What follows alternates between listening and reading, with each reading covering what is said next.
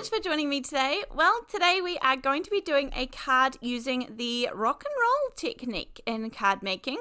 Now, this is one of those techniques that you can really do with any stamps. My favorite is to do this with something that has some solid element to it. For example, here on the Flower Shop by Tim Holtz, these two outside stamps here would work really well. This one is one by Simon Says Stamp. I'm going to make a card using this one today as well. And this is the Peaceful Trees. This one has been really popular, so I think I will try and link it down below. But really, I'm just going for the solid trees down the bottom there. So that's nothing that is super unique. You can find that in other sets. This one here is from Gina K. This is I think it's the Autumn Silhouettes. She has a whole lot of silhouettes stamp sets. And these leaves I'm also going to be using to make another card today as well. So go through your stash, have a look. You will have something that you are able to use for sure. Now, one way you can do this is using a stamping platform. I am not going to do that today because that's kind of what I would call easy way maybe. I'm going to be using acrylic blocks because obviously you can use a stamping platform. It gives you the ability to stamp, multiple times over and over again, but I am a big fan of the acrylic blocks, so if that's what you've got, then let's go ahead and use that. And sometimes I feel like I can get in there better with this rock and roll technique with the acrylic blocks. Now I'm going to start off with these gorgeous sort of generic looking leaves. They're just almost skeleton leaves a little bit, not quite completely skeleton, but a bit sketchy. Now, I am going to be using some sort of mini ink cubes today. I have the Catherine Paula ones. I also have some from Simon Says Stamp. You can do this technique with full ink pads for sure. I find it easier to use the mini ink pads, so that's what I'm going to use today. But as I said, full ink pads are going to work. You kind of just have to use the edges of your stamp. And if you've got a bigger stamp, then it's going to look slightly different to if you have a smaller stamp. Everyone sort of does this technique in a slightly different way. You need to choose two colors. One is basically going to be lighter than the other, and you want those colors to be next to each other pretty much on the color wheel. So I've got an orange and a red, I would say. Now, all I'm doing here is I actually just I tilt my stamp. I'll turn this in a minute so that you can see it, but I just tilt it so that we're just coloring the edges of the stamp. Then I take my little finger and I just dab around where it's going to blend, and that blends the two colors nicely in together. So I'm really just looking for, about 1/4 of an inch or less, 1/8 of an inch around the outside to have that darker color. Now, I must admit, red and orange here are not the easiest colors to show this with. They never show up that well on camera, but you can see pretty well that this has a gorgeous edge to it. And the idea is that you have to rock and roll your stamps to get just the edge colored in a different color. So the first one, I do the orange completely in I do the whole stamp and stamp it perfectly. And then I find it easier to take my stamp to the ink pad, but this is what I'm doing. I have the acrylic block at an angle, and I'm just going around and just catching the edges of the stamp. So I don't want the center to be, I want the center to be the original color. I don't want it to be the darker color. And then this is going to give you that two-tone sort of look.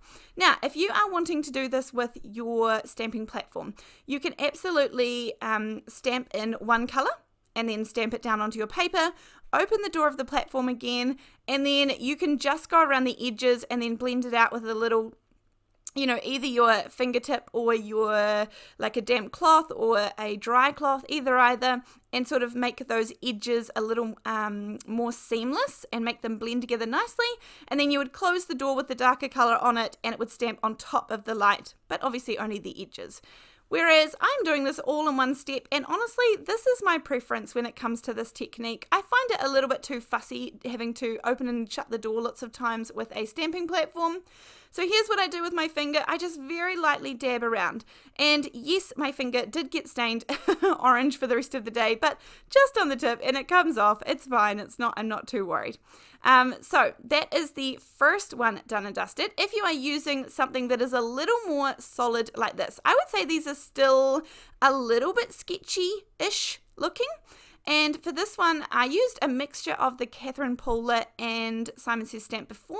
This one, I'm going to use the Cabbage, Artichoke, and Kale ink pads from Simon Says Stamp, just because this is what I have. I go through my stash, I find what I have, and, you know, we can work with it. So this is I've got the lightest green all over the complete stamp. Then I take the stamp and I just go around the edges, and you can see really clearly with this one where the darker ink is. And I love this technique because it really isn't for perfection. You don't get a perfectly even result every single time, and they don't come out identical, and I quite like that about them.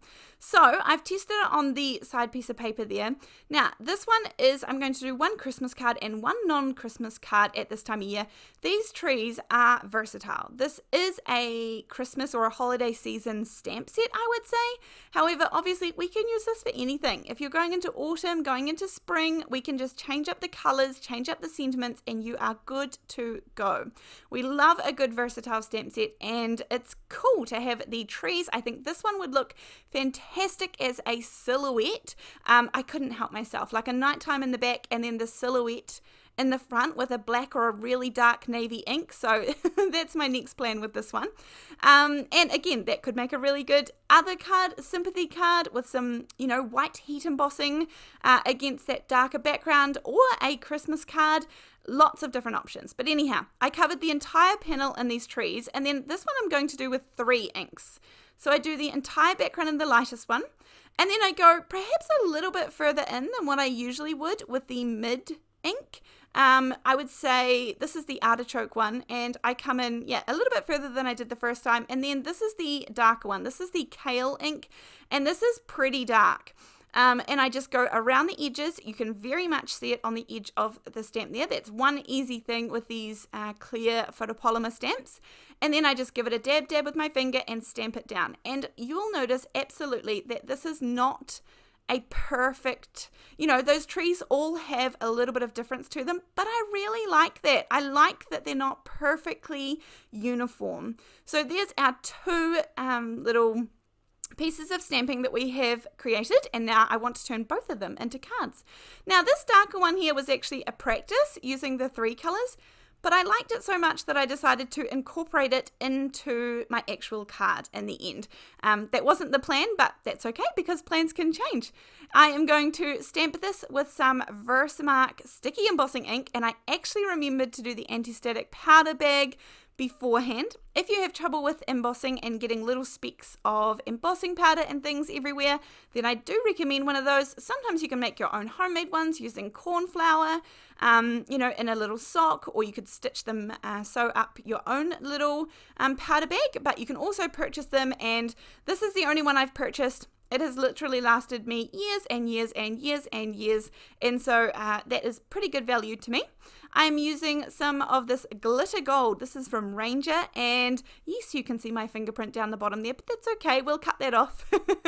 And then I decided to use the sticky embossing ink. This is the Versamark one, and I'm going to actually make a couple of strips to go down the side of the trees. And I just want these to match the embossing. I absolutely could have used just some gold cardstock, and that would have done the trick, but I just really wanted to make sure that it was matching. And sometimes I find with golds, it is so easy to be off a little bit and have a different shade, and it can be a little bit distracting. So to get the perfect exact shade, I just use the same embossing. I have all the things out already, so it's nice and easy.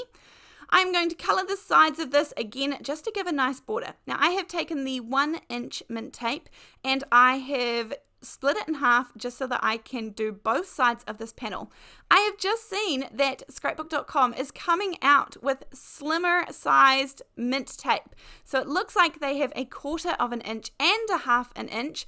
I don't know if they're in stock yet, depending on when this video goes live, but at the time I only have the 1/2 inch, and I absolutely love it. I tested out so many low-tack tapes, about probably a year ago or so now, honestly.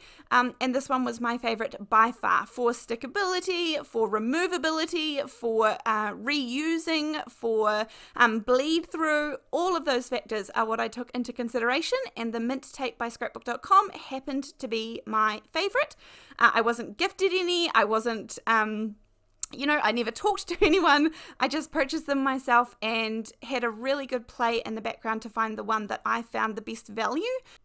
And also, being a scrapbook.com product, they often and very often come on a 50% off discount or sale, and so that really makes it worthwhile. And when that happens, I just tend to stock up, grab a few, and I use them. And actually, about 6 months or so, I invested in the sort of tape holder to hold the mint tape, and I absolutely love that too. I wasn't sure, I don't have much space, so I wasn't super convinced, but it definitely lives on me right beside my desk, and it lives on the desk. And I don't have too much that lives on my desk because, as I said, I don't have the space.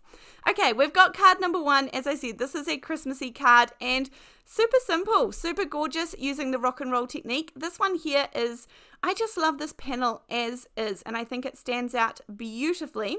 And I kind of just want to highlight it. Now, I'm going to use the Gina K Sweet Mango. This is not the same ink color as what I have used, obviously. I used some Simon Says Stamp and some Catherine Pooler inks, but this is the nearest I have, and it's pretty good. It'll be okay. We use what we have. So I create a card base, a 4 1/4 by 5.5 inch card base, and then using some of the sentiments from these couple of stamp sets. The one on the left is a Woodware one. It is, I think it's called Curly Greetings or Curvy Greetings. If it's still available, I'll link it down below. But even by the look of this stamp, I've had it for years and I love it. And I will never get rid of it. I absolutely love it. And then I'm going to take the other half of the sentiment from that Simon Says Stamp one, and then use the Versamark, because I already have it out on my desk. And I think a nice crisp white sentiment here is going to be just perfect underneath that crisp white background to our rock and roll stamping. Now, the sentiment there says, sending hugs to you. And then they have that big curly greeting of you, which I pulled from the other stamp set. And this text is very fine and quite delicate. So I'm using the white embossing powder from Ranger. I'm using the super fine one, and that makes a huge difference. The second thing is, when you are stamping out that text, do not press hard at all. Just lightly let the stamp touch your paper. Don't press down on it, because it kind of smooshes it and makes it all blurry when you come to put the heat embossing on, let alone when you come to melting the heat embossing powder. So just make sure you just touch it to the cardstock surface.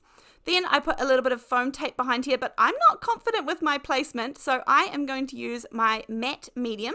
This is the Ranger Multi-Medium in the matte finish that I put in these glue bottles, and I am going to just put some on, a good amount on, and then smooth it out with my finger so that basically the foam tape has lost all of its stick, but I still have that dimension from the foam tape.